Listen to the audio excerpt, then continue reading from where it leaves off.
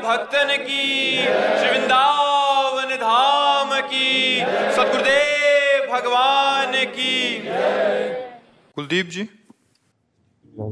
राधे राधे। महाराज जी, महाराज जी, हर कोई लोग इस्तेमाल करके छोड़ क्यों देते हैं? मैं बहुत अच्छा करता हूँ, फिर मेरे साथ गलत हो जाता है, कभी कभी बदले की भावना आ जाती है। हमने बदले की भावना ना रखो बच्चा, इसी का नाम संसार है। आप क्या बड़े बड़ों के साथ धोखा होता है, आप तो मतलब संसार में हैं। शिष्य ने गुरु को जहर दे दिया गुरु की संपत्ति पे। एक बहुत बड़ा स्थान है, हम गंगा किनारे जब भ्रमण करते थे तो वो मास्टर था शिष्य, तो वो पहले मास्टरी छोड़कर शिष्य बना, फिर विरक्त हुआ और फिर उनको जहर दे दिया जो गुरुजी थे, और फिर उनकी संपूर्ण प्रॉपर्टी का अधिकारी बना। तो संसार तो बड़ा विचित्र है ना। इस संसार का खेल तो अगर आप किसी को उन्नति में ले जाएंगे, वो ये नहीं देखेगा कि इसके कांधे पे चढ़ के हम यहाँ आए हैं, वो तुम्हें लात मार के गिरा देगा। ये संसार का मतलब स्वरूप है ऐसा, आपका ही विषय नहीं। कोई करके देख लो, आप किसी का उपकार करो, वो अवसर आने पर आपके साथ प्रतिकूल व्यवहार जरूर कर सकता है, अनुकूल व्यवहार नहीं करेगा। ये संसार का स्वरूप है। तो अगर आप परोपकार करो तो उसे भगवान को समर्पित कर दो, पलट कर उससे मत चाहो। अगर चाहोगे तो दुख ही मिलेगा। ये हमारी पक्की बात समझ लो। यहाँ कपट छल ये बहुत जोर का चल रहा है। कलयुग है, पाए जान जगत में सब जन कपटी कुटिल कलयुगी टंच। कलयुग का ऐसा प्रभाव है कि आपके सामने मुखड़ा कुछ और होगा, पीछे कुछ और होगा। मतलब ये बहुत समझने का विषय है कि हमको परोपकार करना है, पर बदले में वो हमारा उपकार करे ऐसी भावना नहीं रखनी। नेकी कर दरिया में डाल वाले सिद्धांत में चलना होगा तो सुखी रहोगे। अगर सोचो कि हमने किसी को पानी पिलाया और वो हमको कभी अवसर पड़ेगा तो पानी पिलाएगा, तो दुख ही मिलेगा आपको, पलट कर दुख देगा। ये संसार का स्वरूप ऐसा है, इसलिए बहुत सावधान रहो। परोपकार करो पर विरोध भाव ना करो। ये क्या करेगा? अपने को परेशान कर देगा, अपने चिंतन खराब होगा। अच्छा, मान लो आप मारपीट की कानूनी कार्रवाई हुई, आप जेल गए, फायदा क्या हुआ? फायदा हुआ क्षमा करो। तुमने जो अच्छा किया वो बुरा कर रहा, मालिक देखेगा, मालिक देखेगा। देखो, भगवान जब हिसाब किताब करता है ना, तो उसमें इतनी भी कमी नहीं रखता। थोड़ा बड़ा सिस्टम है, सिस्टम बहुत बड़ा है ना, अनंत ब्रह्मांड है, अनंत ब्रह्मांड है, तो हिसाब किताब में देरी जरूर लगती। देखो, अपने यहाँ मुकदमा चलते रहते हैं, 10-10 वर्ष नहीं चलते रहते, केस फाइनल होने में 10वें वर्ष मुकदमा चलता रहता है, जबकि एक देश की बात है और अनंत देशों अनंत राष्ट्रों की बातें भगवान के पास है, तो थोड़ा वहां देरी है। पर जब वो हिसाब करेगा तो फिर उसमें राय पाई का अंतर नहीं रहेगा। इसलिए हम उनके ऊपर छोड़ दें और हम मस्ती में हो जाए। मालिक हिसाब करेगा और हम हिसाब करेंगे तो फंस जाएंगे, क्योंकि हमारे द्वारा कर्म बिगड़ जाएगा, मानसिकता बिगड़ गई, संपत्ति नष्ट हुई, जीवन नष्ट हो सकता है, ज्यादा गुस्सा आ गई, हिंसा हो सकती है। हमको लौटना चाहिए, विरोध भाव से वापस लौटना चाहिए, क्रोध भाव को अंदर दबाना चाहिए और अपने को बचा लेना चाहिए, नहीं तो बहुत प्रकार की समस्याएं हमारे जीवन में आ सकती हैं। मोनिका जी। जी राधे राधे महाराज जी। महाराज जी, प्रभु प्रेम पूरी तरह समर्पण मांगता है और भक्ति में भी समर्पण होता है। दोनों मार्ग ईश्वर को प्रिय हैं, पर नहीं, दोनों मार्ग नहीं, मार्ग एक ही है। भक्ति से ही प्रेम प्रकट होता है। पहले नवधा भक्ति होती है, फिर प्रेम लक्षणा भक्ति होती है। दो मार्ग हैं, ज्ञान और भक्ति। जो विशुद्ध ब्रह्मबोध का मार्ग है, जो वेदांत दर्शी ज्ञान है, वो एक अलग मार्ग है, और एक भगवान के समर्पण की भक्ति नवधा करके फिर प्रेम प्राप्त करना, ये अलग मार्ग है। तो भक्ति और प्रेम ये दो मार्ग नहीं है। भक्ति प्रथम भूमिका है और प्रेम उसका फल है। महाराज जी यही कहना चाह रहे हैं कि दोनों मार्ग ईश्वर को प्रिय हैं, पर दोनों ही कठिन मार्ग हैं। नहीं, कठिन देखो, भगवत मार्ग कठिन नहीं है, कठिन है विषय त्यागना। इसलिए हमें कठिन पड़ता है कि जैसे ये छोड़ दो, ये छोड़ दो, ये छोड़ दो। जो विषयों में हमारी रति है उसे त्यागना कठिन, इसलिए भगवत मार्ग बड़ा कठिन लगता है। ऐसा लगता है ऐसा कोई सिद्धांत हो कि हम विषय भोगते रहें और भगवान मिल जाए, लेकिन ऐसे भगवान तो मिलते नहीं। चाहत हमारी जो मन की पूछो तो मन यही चाहता है, नियम संयम ये जब तक हम धारण नहीं करेंगे, इंद्रियों को भोगों से नहीं हटाएंगे, तब तक भगवान में मन लगेगा ही नहीं। और मन नहीं लगेगा तो भगवान की प्राप्ति नहीं होगी। मन लगाने के लिए संयम की आवश्यकता है, और संयम बड़ा कठिन है। बोले सबकी ममता ताग बटोरी, मम पद मन ही बांध भर डोरी। माता पिता भाई बंधु परिवार सबकी ममता की ताग जो है मेरे चरणों में बांध दो। भगवान कह रहे एक सिर्फ मेरे चरणों से ममता करो, और जो धर्म विरुद्ध भोग है उनको त्याग दो। जो धर्मयुक्त भोग हो मेरे को अर्पित करके भोगो, और निरंतर नाम जप करो। तो भोगों को त्यागना कठिन है, भगवान को पाना कठिन नहीं है। अगर भोग त्याग हो जाए और निरंतर भजन होने लगे तो भगवान, जहाँ भगवान का नाम है वहीं भगवान है। नाम बाणी जहाँ श्याम श्यामा तहाँ, नाम बाणी सुनत श्याम श्यामा सुबस, नाम बाणी निकट श्याम श्यामा प्रगट। ऐसा हमारे आचार्यों ने कहा, महापुरुषों ने कहा। तो कठिन है संसार के भोगों को त्यागना। तब लगता है यार भगवान का मिलना बड़ा कठिन है, भोगों का त्यागना कठिन। अगर भोग त्याग हो जाए तो भगवान तो सर्वत्र ही, और हमारी आत्मा है, हमारे सुहृद है, हमारे प्रीतम है। नैना जी। राधे राधे महाराज जी। महाराज जी कह रहे हैं कि खुद को कर्ता ना स्वीकार करने वाला भी वही, सब वही है, ये भाव अपने आप आ रहा है। ये भी वही भाव दे रहे हैं, या मतलब खुद मैं करता नहीं हूँ, ये भाव इनके अंदर आ रहा है कि जो हो रहा है वही प्रभु करा रहे हैं। नहीं, इसमें देखना होगा कि प्रभु कभी किसी का बुरा नहीं कराते, और प्रभु के द्वारा प्रेरित कभी बुरे आचरण नहीं होते।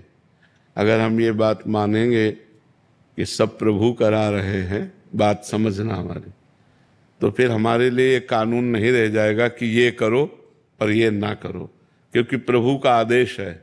तस्मात् शास्त्रम प्रमाणम ते कार्या अकार्यो व्यवस्थितो। क्या करना चाहिए और क्या नहीं करना चाहिए, इसको पहले हम शास्त्र आज्ञा का पालन करें और साधना करें। जब हमारा स्वरूप सिद्ध हो जाता है तो अकर्ता स्थिति आ जाती है। तो सिद्ध पुरुष से कभी कोई पापाचरण होते नहीं, कोई गंदी वासना उदय नहीं होती। अगर हम अभी मान लेते हैं कि हम करता नहीं हैं तो हम खुली छूट हो जाएगी। पहले हमें मन और आत्मा एक करनी है, निर्मल करना है। पहले इस सिस्टम को समझिए, नहीं तो प्रेरणा कर रहा है मन और आप समझोगे भगवान प्रेरणा कर रहे हैं तो फंस जाओगे ना। मन की प्रेरणा से तो सब फंस रहे हैं। तो पहले मन मारिया तन बस में की ना, हुआ भरम सब दूर, हुआ भरम सब दूर, बाहर से कुछ दिखत नाही, अंदर चमके नूर, आपो त्याग जगत में बैठे, नहीं किसी से काम, उनमें तो कुछ अंतर नहीं, संत कहो चाहे राम। अब वो भगवान का स्वरूप हो गया, पर अभी नहीं, अभी नहीं, अभी। पर इनको अनुभव हो रहा है कि आप जी कहते हैं कि शब्द भी वही हैं, आप जी कहते हैं कि जिसने बोला वो देखो, ज्यादा बुद्धि लगाने से परमात्मा ज्ञान नहीं होता। केवल बुद्धि में परमात्मा ज्ञान की बातें आती हैं। अनुभव करो, तुम्हारी इंद्रियां निश्चल हो रही हैं, तुम्हारा मन शांत हो रहा है, हर समय तुम ब्रह्माकार वृत्ति में हो या स्त्री भाव शरीर में हो। ये बताने की जरूरत नहीं है, ये कहने की जरूरत नहीं, अंदर के। अगर भगवान ऐसी स्थिति दे रहे तो धन्यवाद, आप आगे बढ़ो, परमार्थ में बढ़ो। और अगर ऐसा नहीं तो अपनी सावधानी देखते रहिए कि कहीं मन गलत तो नहीं हमें स्थिति के विरुद्ध ले जा रहा हो। कभी कभी हम मन को अपना भगवान मान लेते हैं, तो देखो मन के द्वारा आचरण ऐसे हो जाते हैं जिनमें हमें नीचा देखना पड़ता है। तो मन को थोड़ा पहले हमें संभालना होगा, मन को समझना होगा। मन जब तक निर्मल नहीं होता तब तक वो फंसाने वाला है। तो हम मन की कहीं आज्ञा को भगवान की आज्ञा ना मान लें, पहले मन को निर्मल करें और फिर हम इस बात को समझें। और अगर ऐसा हो चुका है भगवान जाने, तो फिर धन्यवाद है, आप आगे बढ़ो। अभय द्विवेदी जी। राधे राधे महाराज जी। महाराज जी, क्या देहाभिमान गलित होने के बाद भगवान का संपूर्ण वैभव उसके हृदय में प्रकाशित होता है, या उसकी योग्यता एवं पात्रता के अनुसार भगवान उसको अपना वैभव देते हैं?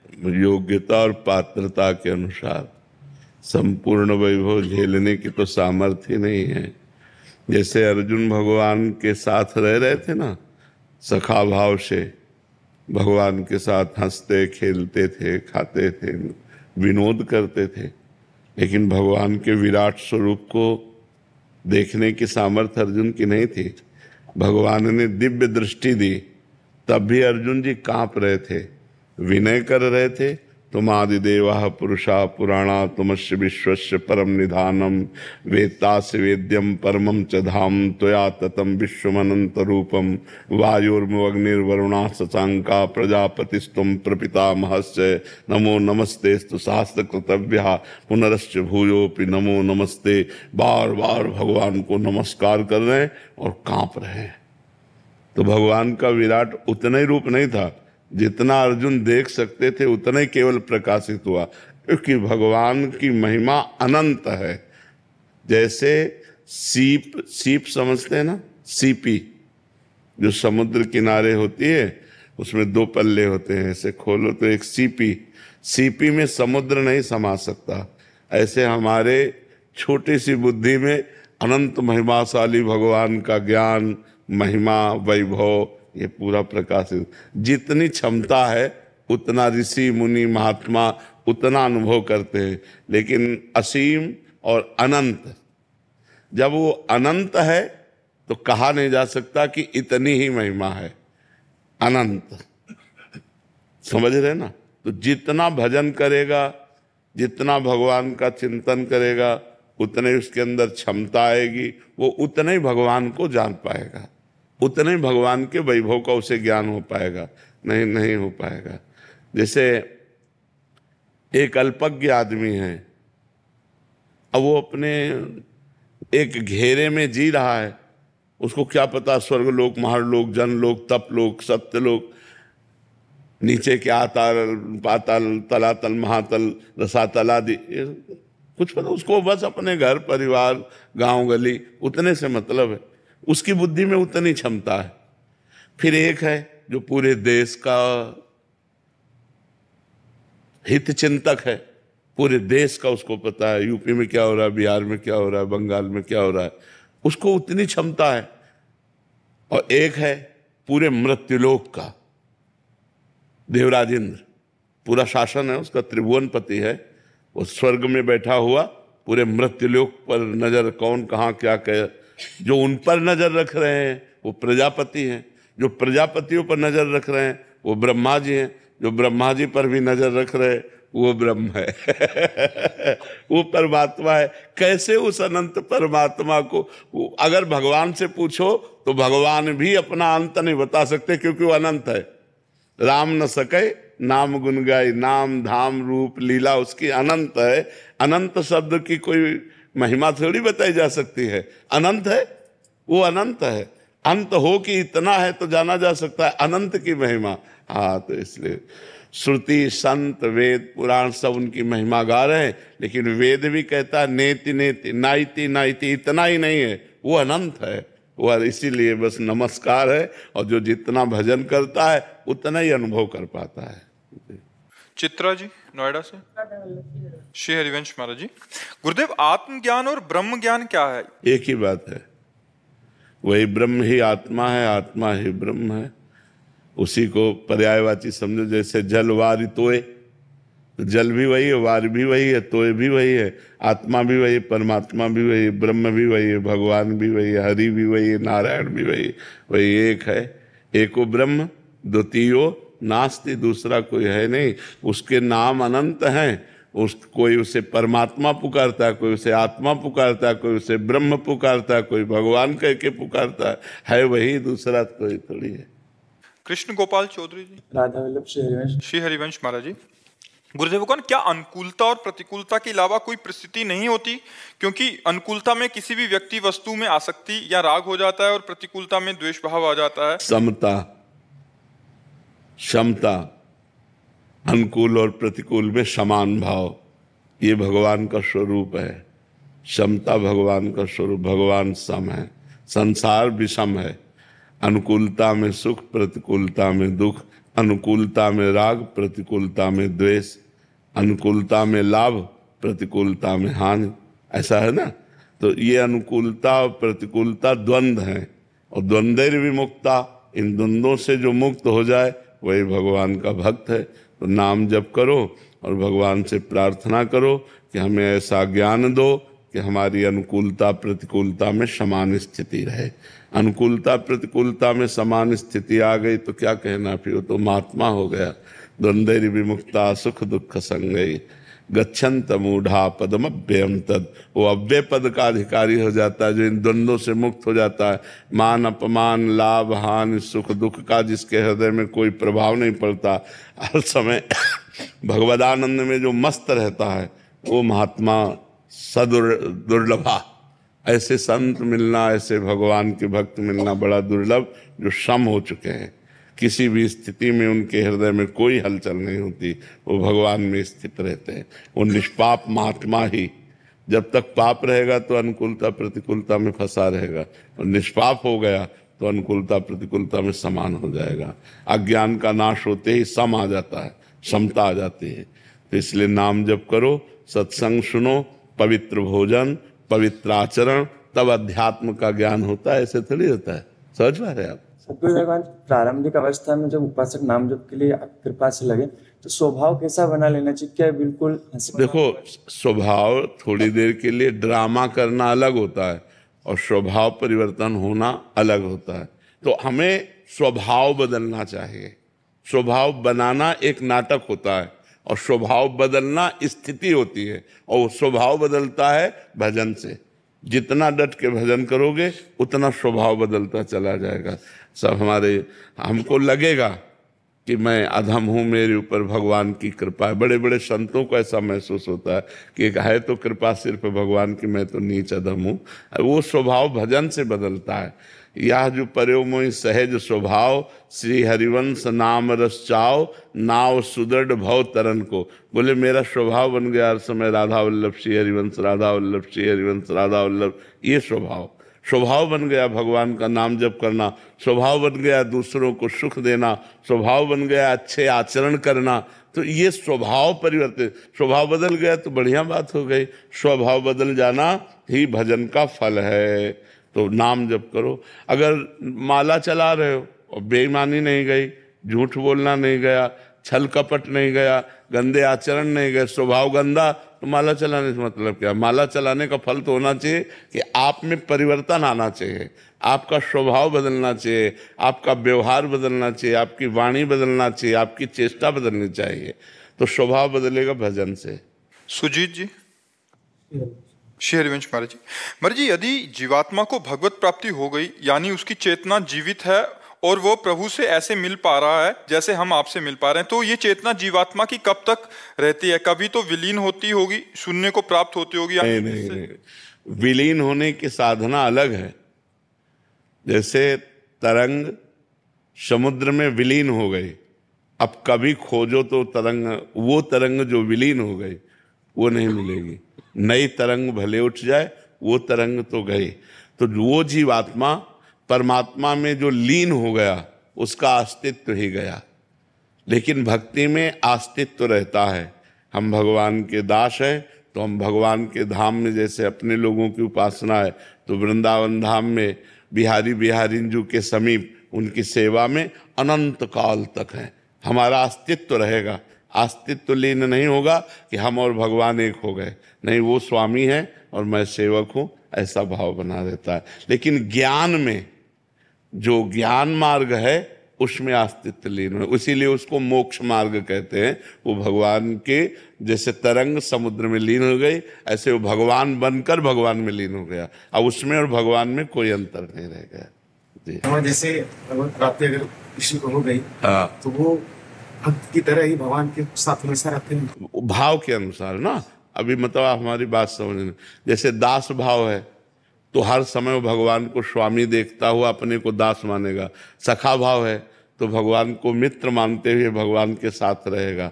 गोपी भाव है तो भगवान को पति मानते हुए भगवान के साथ रहे। वात्सल्य भाव है तो भगवान को अपना बेटा मानते हुए भगवान के साथ रहेगा। जैसे हम भाव करते हैं वैसे ही भगवान हमें प्राप्त होते हैं। तो अगर हम भाव रखें दास, तो वैसे ही भगवान अनंत काल तक के लिए हम दास बनकर भगवान की सेवा में चले जाएंगे। जो भाव होता है, जब आदमी देह शरीर त्याग करता है तो वही भाव वही, हाँ, वही भाव के अनुसार ही उसकी गति होती है। बाद में अगर भाव बने प्रभु के प्रति, मतलब कुछ ऐसा कि हम ये भी, जैसे बड़े बड़े महर्षि लोग होते हैं, सोचते हैं कि इनका प्रभु मेरे मतलब दर्शन हो जाए, ये मतलब भाव बदल सकता है क्या? नहीं, जैसे हमारे मन में आया कि राम रूप के दर्शन हो जाएं, तो फिर राम रूप के दर्शन होंगे। हाँ, जैसा साक्षात प्रकट इसी जन्म में दर्शन होंगे। अगर भजन है इस कोटि का, नहीं तो मरने के बाद भगवान के धाम जाएगा। इस कोटि की व्याकुलता है कि अब उसे जिया नहीं जा रहा, तो भगवान उसी को सिर्फ अनुभव में आएंगे, उसके नेत्रों में बस जाएंगे, उसको दिखाई देंगे। कण कण में झांकी भगवान की, किसी सूझ वाली आंख ने पहचान की, भगवान वो आंख दे देंगे कि भगवान दिखाई देने लगे। अभी तो माया देखने की आंखें हैं, अभी भगवान देखने की थोड़ी आंखें हैं। राजेंद्र कुमार जी, छत्तीसगढ़ से। राधे राधे महाराज जी, प्रभु को प्रसन्न करने के लिए क्या करना चाहिए? प्रभु के हो जाना चाहिए। होते कैसे हैं महाराज जी? नाम जप करो, लीला चरित्र सुनो, लीला चरित्रों का पाठ करो, घर में ठाकुर सेवा विराजमान करो और चराचर जगत में भगवत भावना करो। इसी से प्रभु अपने हो जाते हैं। मैं निवेदन था महाराज जी, आपकी कृपा दृष्टि होगी तो जल्दी रास्ता पहुंच जाएगी। कृपा तो बहुत है, बिना कृपा के मनुष्य शरीर नहीं मिलता, बिना कृपा के धाम आने को नहीं मिलता, बिना कृपा के संत संग नहीं मिलता। तो कृपा तो बहुत है। हम अपने ऊपर अपनी कृपा कर लें कि निरंतर नाम जप करें, भगवत नाम स्मरण करें। नाम स्मरण से सब बात बन जाती है। जो नाम का निरंतर स्मरण करता है वो भगवान को निश्चित प्राप्त होता है। हर समय नाम सुमिरन चलना चाहिए, अंदर अंदर खूब नाम सुमिरन चलना चाहिए। कामेश चतुर्वेदी जी। राधे राधे महाराज जी, राधे राधे महाराज जी। गुरु मंत्र शिव जी का है, गुरु द्वारा नाम सीताराम अथवा राम राम का है। गुरु जी, क्या इसी प्रकार निरंतर साधना करते रहने से क्या मुझे भगवत प्राप्ति हो जाएगी? जब होगी तो किस परम शक्ति, किस स्वरूप के माध्यम से? जिसमें प्रधानता हो जाएगी। जैसे प्रधानता हो गई शिव पे, तो शिव रूप के दर्शन होंगे। राम रूप की प्रधानता हो गई तो राम रूप के दर्शन। महाराज, मैं गृहस्थ में अपना जो नहाने के बाद शुद्ध अवस्था में अपना नाम जप कर सकता नहीं, नहाने के बाद मंत्र जप हाँ, मंत्र जप से। और अन्य समय नाम जप। हाँ, अंत समय नाम जप। तो जो नाम ज्यादा जाप मतलब दिन भर रहता है तो नाम जाप दोनों का फल एक ही होगा, जो चाहोगे। मतलब मेरा मतलब जो आप कहते हैं कि एक परम शक्ति से तो आ जाएगा, वो अपने आप आ जाएगा। आप जपो तो डट के, एक में आ जाओगे, अपने आप आ जाओगे। भगवान शिव कृपा करेंगे, राम जी के चरणों में, राम जी कृपा करेंगे शिव जी के चरणों में। अब वो एक जगह कहाँ लाते हैं ये उनकी बात है। तो अपने को तो केवल जपना चाहिए, अपने को आगे की बात नहीं सोचनी चाहिए, अपने को कदम बढ़ाना चाहिए। कहाँ पहुँचते हैं वो पहुँचाने वाला जाने, वो तो साथ ही चल रहा है ना। तो आप खूब भजन करो, इसकी चिंता मत करो। स्नेहलता जी, राधे राधे महाराज जी। गुरुजी, मैं भगवान के सामने बैठकर रोजाना श्री विष्णु सहस्त्रनाम, श्री सूक्तम, श्री कनक धारा स्तोत्रम, आदित्य हृदय स्तोत्रम, दामोदर अष्टकम, महाराज जी कह रहे हैं कि बहुत सारे स्तोत्र पढ़ती हूँ बट नाम जप नहीं करती। तो क्या स्तोत्र पढ़ने से मुझे लाभ मिलेगा? स्तोत्र पढ़ने से लाभ मिलेगा, लेकिन परम लाभ के लिए तो निरंतर नाम। मान लो आप स्तोत्र पढ़ के उठी और मर गए, और उस समय आपका चिंतन, अगर चिंतन नहीं है और मृत्यु हो जाती है तो जो चिंतन है वही परिणाम मिलेगा। ये स्तोत्र आदि जहाँ जाओगी वहाँ तुम्हें लाभ तो देंगे, लेकिन जो कल्याण है, जो मंगल है, वो तो अंतिम चिंतन का होता है। अंतःमति सुगति। तो अंतःमति सुधारने के लिए हर समय नाम जप करना पड़ेगा कि नहीं? पता नहीं कब मृत्यु हो जाए, हमें क्या पता। तो हर समय नाम हमें सुमिरन करना चाहिए। नाम का अभ्यास करो, धीरे धीरे नाम का अभ्यास करो। पंडित सुधीर ओझा जी, राधे राधे। राधे राधे महाराज जी। महाराज जी, कभी कभी अत्यंत अधीर हो जाना एवं कभी कभी क्रोधित हो जाना, ये लक्षण कैसा है? एवं किसी बात को साफ साफ कह देना, हृदय में कुछ नहीं रखना, गुप्त ना रखना, ये गलत है क्या? नहीं, कुछ बातें तो गुप्त रखी जाती हैं। बातों का विचार करना चाहिए कि कौन सी बात गुप्त रखनी, कौन सी बात कह देनी। जैसे गुरु मंत्र में उसको गुप्त ही न रखें, अपने गुरु जी की बातें हैं वो गुप्त न रखें, अपनी साधना की बातें गुप्त न रखें, तो कुछ नहीं रह जाएगा, साधना ही नहीं बनेगी। कभी कभी आत्मबोध होता है कि मेरे अपने नहीं, सपने। आत्मबोध जब होगा तो गाना बंद हो जाएगा। आत्मबोध अलग चीज है और बौद्धिक ज्ञान अलग चीज है। बौद्धिक ज्ञान अलग चीज है, आत्मबोध अलग चीज है। बौद्धिक ज्ञान में तो आप वेदांत बोल सकते हो, आप गीता भागवत कंठस्थ कर सकते हो, लेकिन आत्मबोध खत्म खेला। तो कभी कभी गृहस्थ को त्यागने का भी विचार होता है। कुछ त्यागने की जरूरत है। क्या त्यागना? सर्वम खलमिदम ब्रह्म। त्यागना क्या? जानना है। हाँ, उसके जानने की प्रक्रिया। आपने आत्मबोध कहा ना, पहले आपने डिग्री की बात कर दी, फिर आपका कारा की बात करोगे तो मिलान नहीं बनता। तो जैसे हम आत्मबोध की तरफ जब चलना चाहते हैं तब हमारा पहला कदम होता है त्याग। और त्याग का मतलब बाह्य त्याग नहीं होता, आंतरिक त्याग होता है। अगर हम अपनी बहन के पास बैठे हैं तो हमारे अंदर क्या भाव आएगा? गलत तो नहीं आ सकता ना। अगर हम पराई बेटी के साथ बैठे हैं तो वही भाव आना चाहिए। जैसे हमारी बहन वैसे भाव आए तो मानो हमारा आंतरिक भाव ठीक है। अगर अपना पराया भाव आ गया तो कौन सा ज्ञान रह गया, फिर क्या रह गया? तो यही चीजें हमें देखनी अंदर, कि गलत बातों को, गलत चेष्टाओं को, गलत चिंतन को, गलत आहार को, इसको सुधारना है। इसको सुधारो तो एक अच्छे ज्ञानी बन जाओगे अपने आप। आत्मबोध होने के लिए तो मनुष्य शरीर मिला है, लेकिन अभी नहीं हुआ है, अभी नहीं हुआ है, वो आगे होगा अगर चलोगे सही मार्ग में। आद्य गुरु भगवान शंकराचार्य को अपना आचार्य मानकर वेदांत दर्शन से चलोगे तो आत्मबोध होगा, और आचार्यों को अपना गुरु बना के चलोगे तो भक्ति, प्रेम, भाव जैसा जिस महापुरुष ने जो प्रकाशित किया उसके आश्रित होकर हम चलेंगे, वही प्रकाश हमारे हृदय में होगा। जी, आत्मबोध संपन्न महापुरुष का क्या लक्षण है? गीता जी में लिखा हुआ है, निर्माण अमोहाजित संग दोषा अध्यात्म नित्या विनिवृत्त कामा द्वंद्वैर विमुक्ता सुख दुख संगै गच्छन्त मूढ़ा पदमभ्यम तत्। मान रहित, मोह रहित, किसी संग का कोई प्रभाव नहीं, किसी द्वंद्व का, मान अपमान, लाभ हानि, सुख दुख, जन्म मृत्यु, इसका कोई प्रभाव नहीं, इसका कोई प्रभाव नहीं।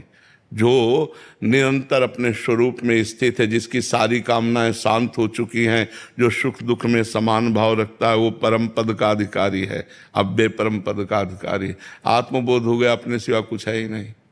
फिर किससे वैर, किससे राग, किससे द्वेष। जी वेदों का पढ़ने का, शास्त्रों के पढ़ने का, यहाँ उसका फल क्या है महाराज जी? उसका फल है गुरु में रति होना, और गुरु के चरणों की प्रताप से आत्मबोध प्राप्त होता है। इसीलिए लिखा है नायम आत्मा प्रवचनेन लभ्या न मेधया न बहुना श्रुतेन।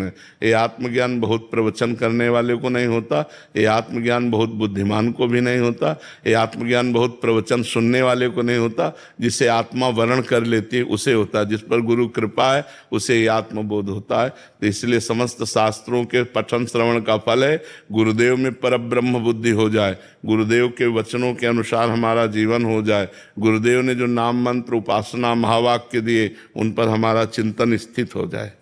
ब्रजेश यादव जी। राधे राधे महाराज जी। महाराज जी एक डर सा रहता है कि कहीं गुरु के प्रति कोई अपराध ना हो जाए, और बढ़िया बच्चा, अगर ये डर बना रहेगा तो अपराध किसी का नहीं बनेगा, अगर डर नहीं रहेगा तो अपराध बन जाएगा। अगर ये डर बना रहे ना कि यार भगवान देख रहा है, ये डर बना रहे कि गुरु देख रहा है, तो हमें लगता है जो डर गया वो अभय हो गया। इस मार्ग में अभय होए जो तुम्हें डराई, जो भगवान का डर, कानून का डर, शास्त्र का डर, गुरु का डर है वो बच जाएगा, और जो इनका डर नहीं रखता वो तो भ्रष्ट हो ही जाएगा। डर जरूरी है, डर जरूरी। आज डर ही तो खत्म होता जा रहा है, इसीलिए हम गिरते जा रहे हैं। अगर हमें डर हो कि भगवान देख रहा है, हमें डर हो कि गुरु संत की आज्ञा का उल्लंघन ना हो जाए, हमें डर हो कि कानून के विरुद्ध आचरण न बन जाए, तो हम बहुत अच्छे आदमी बन जाएं। डर हमें अच्छा आदमी बना देता है, और जहाँ इधर निडर हुआ तो फिर वो गिर जाता है। जिसे है कि हम झूठ नहीं बोलेंगे, बेईमानी नहीं करेंगे, कोई जाने या ना जाने भगवान तो जान रहा है ना। भगवान का डर है, गुरु का डर है, संत का डर है, वो अच्छी बात है, वो अच्छी बात है। गुरु अपराध से बचने का क्या उपाय है? गुरु कृपा। गुरु के अपराध से गुरु ही बचा सकता है, दूसरा नहीं, दूसरा नहीं कह सकता। यहाँ तक कि भगवान भी नहीं। कबीरा हरि के रूठते गुरु की शरणे जाए, और कहे कबीर गुरु रूठते हरि नहीं होत साय। भगवान भी सहायता नहीं करते यदि गुरु रूठ जाए। गुरु रूठ जाए तो सिर्फ गुरु ही क्षमा कर सकता है, दूसरा कोई, गुरु से बड़ा कोई है ही नहीं त्रिभुवन में। भगवान भी गुरु के अधीन है, तो इसलिए हमें लगता है कि भगवान ही गुरु हैं, पर गुरु रूप से भगवान अधीन। जिसको गुरु चाहे उसको भगवान की भक्ति प्रेम भगवान प्रदान कर दे, गुरु महिमा है। इसलिए अगर गुरु से अपराध बन जाए तो गुरु के सामने ही विनय करनी चाहिए। वो कह दे जाओ क्षमा तो क्षमा, और विश्व में कहीं अपराध बना हो गुरु क्षमा कर दे तो क्षमा हो जाए। गुरु अपराध का फल क्या होगा महाराज जी? अगर गुरु प्रगति, बुद्धि भ्रष्ट हो जाना, नाना प्रकार के रोग आना, चिंता शोक में फंस जाना, भारी समस्याओं में फंस जाना। अपराध दुख प्रदान करता है ना, विपत्ति प्रदान करता है, संकट प्रदान करता है। महाराज जी हमारी चित्तवृत्ति इधर उधर भागती रहती है। नाम जप करो, राधा राधा राधा राधा नाम जप करो। केशव। श्री हरिवंश महाराज। राधे राधे महाराज जी। महाराज जी अगर सब कुछ कर्म से होता है तो ईश्वर की कृपा क्यों जरूरी है, और अगर सब कृपा से होता है तो कर्म का मूल्य क्या है? बच्चा, कर्म सीमा है, कर्म की एक सीमा है, कितना कर सकते हो, एक क्षमता है तुम्हारी। लेकिन कृपा असीम है। अनंत की प्राप्ति सीमित कर्मों से नहीं हो सकती। अनंत की प्राप्ति अनंत की कृपा से होगी। हमारी क्षमता बहुत छोटी सी है, परमात्मा बहुत महान है। उस महान परमात्मा को प्राप्त करने के लिए हमारी क्षमता नहीं है, हम प्रयास करते हैं। जैसे छोटा बच्चा, तो माँ जब देखती है कि इसका प्रयास निष्फल हो रहा है, ये लक्ष्य को नहीं प्राप्त कर सकता, तो अपनी गोद में लेकर पहुंचा देती है। तो माँ जो गोद में लेकर पहुंचा रही वो है कृपा, और जो कर्म है वो हमारा, वो उस बच्चे की तरह है जैसे जो अपने पैरों से चल नहीं पाता, केवल घुटनों से रेंग पाता। माता ने देखा कि डेहरी बहुत बड़ी है, ये पार नहीं कर पाएगा, तो गोद में लिया, उधर कर दिया। वो है कृपा। भगवान की कृपा और हमारा कर्म दोनों को देखना होगा।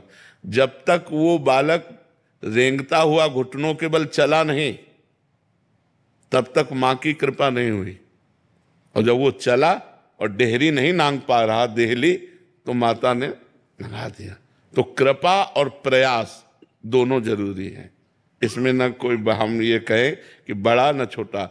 जब हम प्रयास करते हैं और हमारे प्रयास को प्रभु देखता है तो वो अपनी कृपा रूपी गोद में लेकर के इस संसार समुद्र से हमें पार कर देता है। लेकिन हम प्रयास ही न करें, हम प्रयास ही न करें तो फिर अनुभव, कृपा का अनुभव नहीं होगा। हमें प्रयास करना। जैसे आप लोग प्रयास किए तो वृंदावन आए, प्रयास किए तो सत्संग में बैठे, प्रयास किए तो आपको वाणी सुनने को मिल रही है।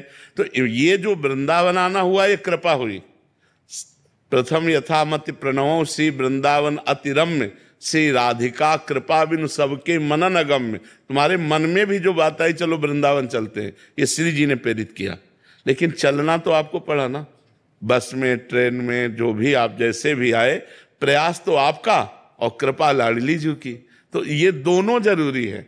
जैसे आकाश में पंछी दो पंखों से ही उड़ता है, एक पंख से नहीं उड़ सकता, ऐसे ही हम कृपा और प्रयास, पुरुषार्थ, दोनों पुरुषार्थ कर रहे हैं और भगवान की कृपा की याचना कर रहे हैं कि नाथ हमसे जितना बन पड़ रहा है उतना हम कर रहे हैं, पर इतने से आप मिलने वाले नहीं, आप अपनी कृपा से मिलते हो। तुम्हारी कृपा तुम्हारी रघुनंदन, जाने भगत भगत उर चंदन। तो दोनों का हमारे जीवन में होना अति आवश्यक है। पुरुषार्थ भी, जिसे तुम कर्म कहते हो, और कृपा भी। भगवान की कृपा और हमारा पुरुषार्थ, तो हम जिधर जाएंगे उधर हमारा मंगल होगा और विजयी होंगे। अगर हमारा केवल पुरुषार्थ ही रहा तो उसमें फिर प्रारब्ध काम करेगा, वो हमें फेल करेगा, हमें पास करेगा। और कृपा रही तो हम पास ही पास होंगे, फेल हो ही नहीं सकते। इसलिए हमें कृपा और पुरुषार्थ दोनों चाहिए। युवराज महाराज जी, मीरा चरित्र में उल्लेखित है कि मीरा जी की दासियां जो उनके सहयोगी थी, श्री कृष्ण तथा श्री जी की सखियां थी, जो उनके साथ श्री कृष्ण के आदेशानुसार उनकी सहायता करने के लिए उपस्थित थी। क्या महाराज जी आप भी जो साथ निकुंज सखियां ही भेजते हैं? तो अब भगवान, अगर जितने संत भगवान हमारे सब साथी हैं, तो कौन किस रूप में आया है हमको क्या पता चले। भला कोई व्यक्ति किसी व्यक्ति का कितना सहयोग कर सकता है, लेकिन अपना जीवन दे देना ये किसी व्यक्ति का विषय नहीं हो सकता, ये भगवान के भेजे हुए पार्षदों का होता है। अब जैसे ये है, अब अपना पूरा जीवन दे दिए, ये है अपना पूरा जीवन दे दिए। हम कहीं खड़े हो जाओ तो खड़े, यहीं खड़े रहना तो वहीं खड़े रहेंगे, बैठ जाओ तो बैठ जाओ, चलो ऐसा करो तो करो, नहीं बिल्कुल ऐसा नहीं करना तो ऐसा नहीं करना, कोई मतलब नहीं। क्या करना क्या नहीं करना केवल आप आदेश करो, उससे चल। तो ऐसा जीवन तो कहीं देखा नहीं गया। अगर कहीं यह है कि आप आदेश करो मैं कर रहा हूं तो उसमें पेमेंट होती है, उसमें कुछ न कुछ अपनी चाहत होती है, इसमें कोई चाहत नहीं। आ जाओ मांग के खाओ और हमारी आज्ञा पे रहो, ये तो भगवत पार्षद ही करते हैं। तो ये सब भगवान के निज जन हैं। अब कौन किस रूप में आया हुआ है ये तो भगवान जाने है लेकिन हम इतना जरूर जानते हैं कि ये सब भगवान के भेजे हुए पार्षद हैं। जो हमारे पास है ये सब भगवान के भेजे हुए पार्षद हैं। हम इतना समर्पण कैसे करें बाबा, इन जैसा कि भगवान ही करवा सकते हैं अपने बस के। इन लोगों का जैसा समर्पण है, बहुत जोर का समर्पण, मतलब बहुत जोर का समर्पण है। क्योंकि 24 घंटे सेवा में रहते हैं, बस पा लिए और कहीं भी पढ़कर सो लिए और नहा लिए, बस फिर अपनी सेवा में रहते हैं। एक पैसे की चाहत नहीं, एक पैसे की चाहत कुछ भी नहीं इनका, और पूरा जीवन समर्पित किए हुए हैं।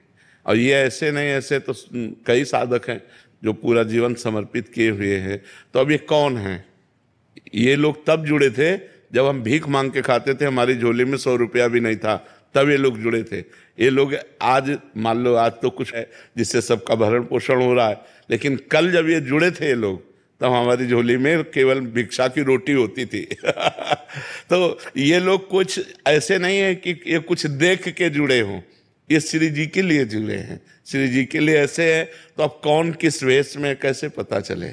इसलिए भगवान के पार्षद है, ना जाने किस वेश में नारायण मिल जाए, विविध रूप धारण करके अपने भक्त को सुख पहुंचा रहे हैं। बस ये बात। जैसे कि आपने कहा था कि एक भगवान की वो करो आराधना, तो मैं शिव जी की करता हूँ। और जैसे कि मुझे कहीं जैसे बाहर तीर्थ स्थल पे जाना होता है, काला जी या राधा रानी, तो मैं दर्शन करने तो जा सकता हूँ। और क्या, सब जगह जाना बाकी बिहारी या... नहीं, हमारी बात समझो। जैसे पति एक होता है ना, लेकिन परिवार की सेवा तो होती है ना, देवर की भी सेवा, ननंद की भी सेवा, सास की भी सेवा, ससुर की भी सेवा। ऐसे ही परमात्मा को एक इष्ट चुन ले और सबकी सेवा करके उसी का प्रेम मांगे।